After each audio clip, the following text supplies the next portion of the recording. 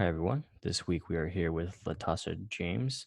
She is a marketing strategist and mentor and currently making about four times her previous corporate salary, which is pretty amazing. But first of all, welcome to the show. Thanks for being here. Yeah, thanks so much for having me. Um, but yeah, I think you hear that number is like four times what you made before. Immediate questions come to mind. So just take us back. Where did this all start? Um, Even if it's before like it actually started. What's the whole hmm story of this? Yeah, for sure. So yeah, it definitely did start before it all started, if you will. I started kind of my digital journey as a blogger just for fun. Started out, Zanga and LiveJournal days. I mean, this is like old school internet, and just did it for fun. Just kind of dabbled in blogging for fun, and that's sort of where my love for social media and digital really started. So I had always had this blog. When I was in college, I ran across a freelancing gig on Upwork. It was Elance back then, but it's called Upwork now.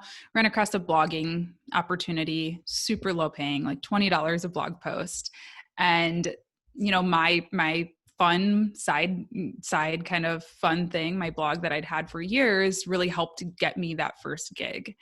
And so I did that sort of side hustle, dabbled in Upwork throughout college, and once I graduated college, I was kind of at this crossroads because I actually had went on to start doing social media freelancing and was actually making a decent amount for a college student at that time freelancing. And so I kind of had to make the decision if I wanted to get a corporate job or if I wanted to go freelance, because I did start to see it as a real possibility, as a real, something that I could actually build and scale. I decided to get a job in corporate and moved out to Detroit, got a job at a Fortune 500 company, worked in their marketing department for about a year, and then went on to a different Fortune 500 for a couple of years in their social media department.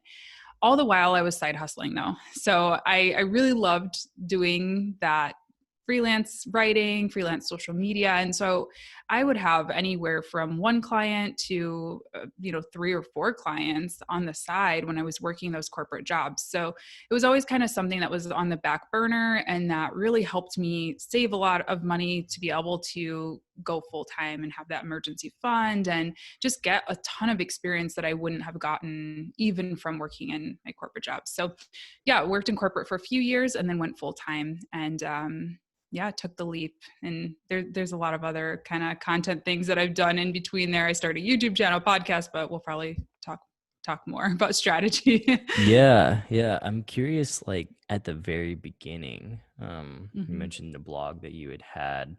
What was that blog about and why did you start that?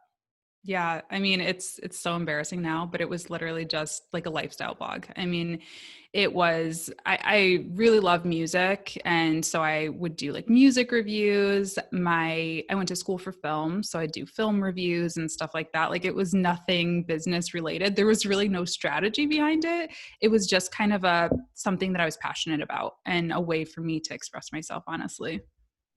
Yeah, that was my next question. Something that's been popping up recently is just like why people do things, especially with like starting your own blog, right? Because there's Yeah. always fears and like reasons not to do it. Um, what would you say was your why of why Mhm. you wanted to start that blog in the first place? Yeah, I mean, honestly, I have actually, sometimes people are surprised to hear this because I have such like a public internet presence, if you will, but I'm actually really, really shy. And always have been. Like, I never found it very easy to make friends or to even like communicate with people very well. So writing and that's always been my easiest way to communicate and like express myself. So like I said, it was really just something that helped me build community. I mean, I have friends from like those early blogging days. It was really cool seeing those communities being built on those early social media platforms and on MySpace, of course. And yeah, that's what really made me fall in love with the internet and realize, as I grew up and started thinking more strategically and in a business sense, it made me realize how powerful building communities and telling these stories are for brands or for building your own business as well. So I would say that was really my first why. That's very interesting and definitely surprising because in doing the pre-show research, it's like it would appear to be anything but that, right? Like Yeah. you have a lot of stuff on YouTube and it's like very publicly facing. I'm curious about that like relationship with the quiet side of you. Mhm. How has that benefited you and has it changed at all since starting that first blog? Yeah, absolutely. So I mean, I talk about this often on my YouTube and podcasts and stuff. Being kind of an introverted entrepreneur, I think we always talk about introversion as being this really like negative thing, and that was something that I really didn't like about corporate. Actually, is I mean, I always felt like people were talking over me, and like I had a hard time being taken seriously if I wasn't the loudest voice in the room. And in entrepreneurship, I found it to actually be a huge strength because a whole big part of selling to people is about listening and understanding their problems and, meeting them at their pain points and really trying to help them. And not to say that extroverts can't do that, of course, but I think it's something that's just, it comes innately to introverts or people who are a little bit more quiet. And so I found that to be a huge strength. I also I mean, I guess the YouTube channel, part of the reason that I started that was this as well. I was going to school for film, and at the time I was doing a lot of newsroom stuff, so I was on camera a lot, and I kind of started the YouTube to like get a little bit more comfortable on camera and just practice, stuff I was learning in school too. So I think that sort of ties in as well. And it's funny because I actually think a lot of more introverted people or more quiet people tend to thrive actually on YouTube or a blog or something like that because we don't feel like we have to compete for that speaking room, in a boardroom and there's like a bunch of people kind of all going at it, if you will.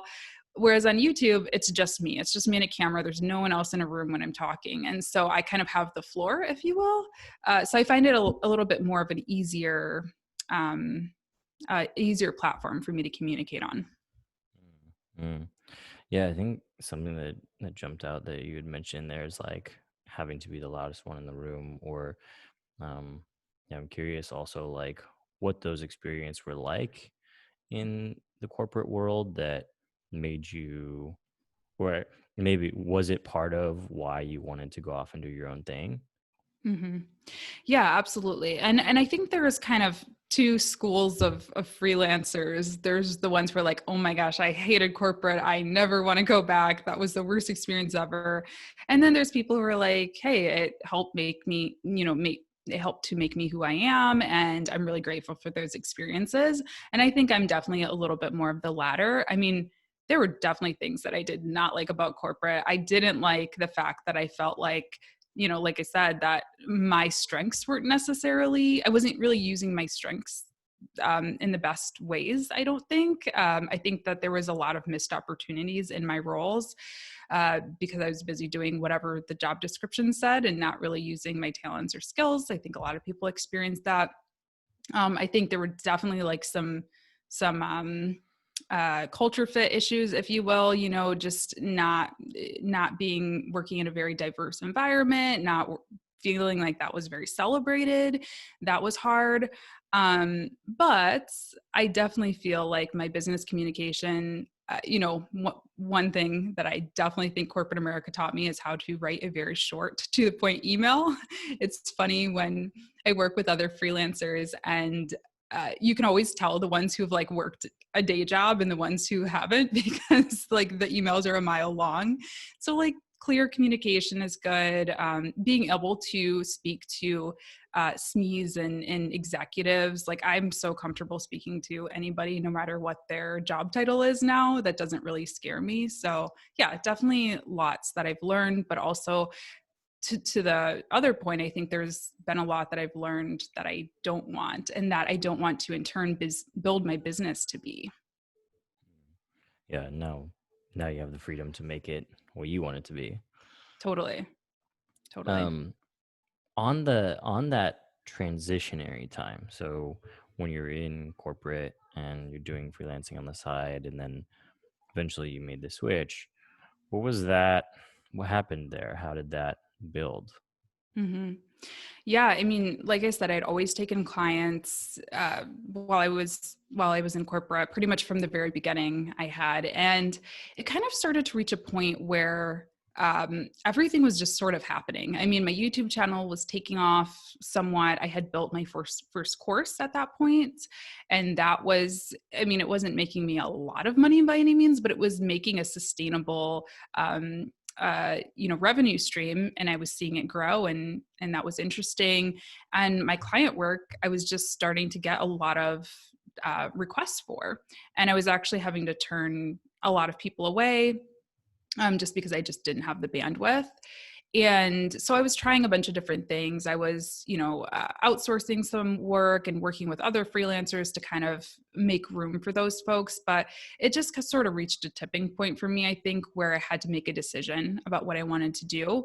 And yeah, I mean, I also was going through some personal things at the time too that, again, kind of made me realize, like, a corporate job, there's definitely some pros and cons to it. I had to, like, just a little things like having to take days off to go to the doctor or to take care of my mental health, or things like that were just not really what I wanted out of life. And I saw the alternative that there could be with freelancing. Mm. Yeah, that was my next question. I was like, because we talked about the what you wanted to move away from, Yep, but what did you want to move towards? Or maybe now that you've had a chance to experience it for a while, what are the yep. things that really like light you up when it comes to this is what I get to do? Absolutely. Can I answer a question in 2 seconds? Someone's at my door really quick. Absolutely. Sorry, one second. Yes.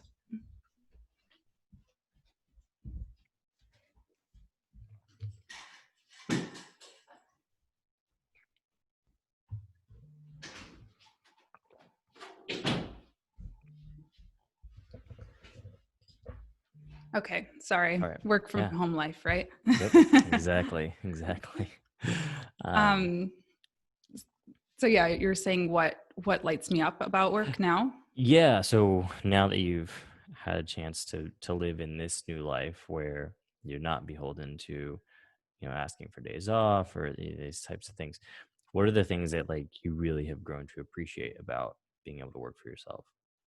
Absolutely. I mean, I think it's the little things, right? Like, we can talk about all of the big extravagant things that we get to do as freelancers, but I think it really does come down to the day to day, the little things. So being able to, go to the doctor, go vote, go do like the little errands and things that, I mean, are whole day long excursions when you work at a day job. Being able to work with clients that I'm really passionate about and excited about. And, I think going back to just really being able to celebrate my strengths and use my strengths in the best ways to better my business, as opposed to just kind of doing busy work or checking off boxes.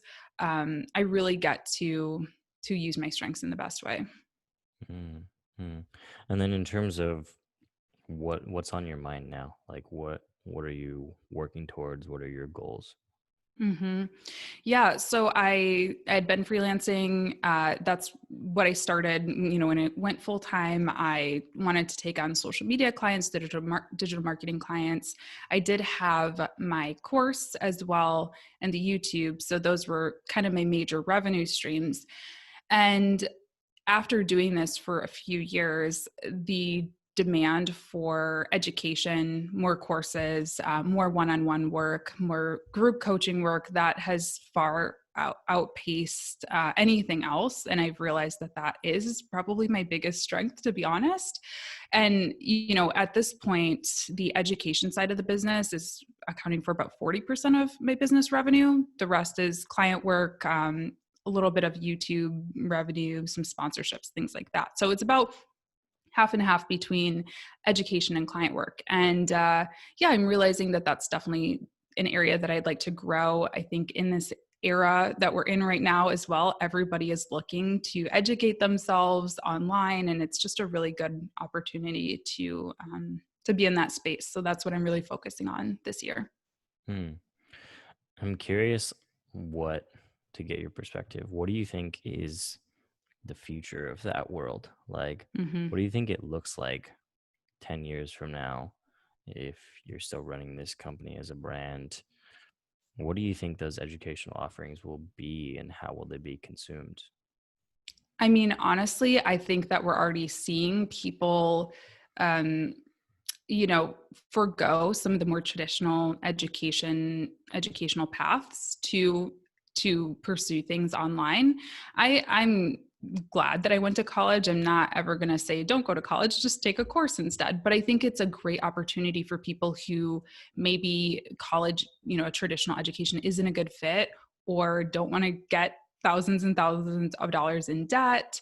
So I definitely think that that's just going to grow. And I think that, we'll see a lot more with accreditation and, certificates and things like that so that they can actually, have some additional credibility to them. Not that they don't now, but it's not the same as getting a degree, right? You can't necessarily hand that to an employer, and I think that employers are going to need to react to that as well and start maybe tweaking the requirements that they do have for having a 4-year degree. Maybe it's more of skills tests or things like that that actually get you in the door to some of these jobs. Mm. And on that, because you mentioned mental health, um, I'm curious what your perspective is, because if you're learning everything online, it's very disconnected. Like you're not Hmm. interacting with people, you're not connecting. What do you think that would look like? Hmm.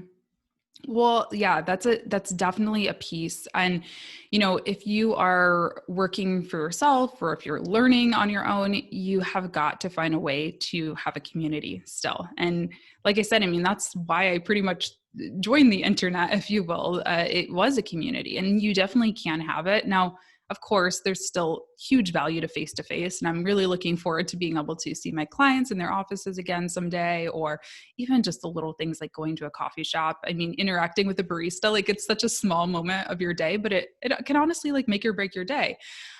So definitely you got to have that when it's safe to and all that. But yeah, I mean, joining groups, I'm a part of a mastermind group, and then I do my own group environment too. So that's at least like 2 days out of the week that I'm virtually hanging out with people. And I think that is really important, not just for the kind of loneliness aspect or the mental health aspect, but also just for learning from new other people and getting other people's insight and perspectives and feedback on your work. That makes a lot of sense. Were you a part of a mastermind or a group like from the beginning, or when did that come into the picture? I wasn't, and that's something that I do kind of wish, if I could do it all over again, I probably would have invested in something like that a little earlier, just because it can really fast track you. I made a lot of mistakes or a lot of was just confused and lost about a lot of things that I could have easily just asked somebody for. And I would have had that answer without going through all those mistakes. So yeah, I actually didn't join a mastermind until I was full time in my business, and I think a lot of it was because of what you just asked. I was like, okay, now I'm home 24/7, basically, not really talking to anyone, and I did really miss that aspect of having colleagues. So that's really why I joined. Yeah, awesome. Well, we're coming up on the end here, but for anybody that's curious of what everything looks like for you now, where can they check out your offerings? Yeah, absolutely. You can find me, latashajames.com is probably the best place to find everything. And you can just search YouTube for Latasha James if you want to check out my content. Awesome. Well, thanks for coming on. Yeah, thanks for having me.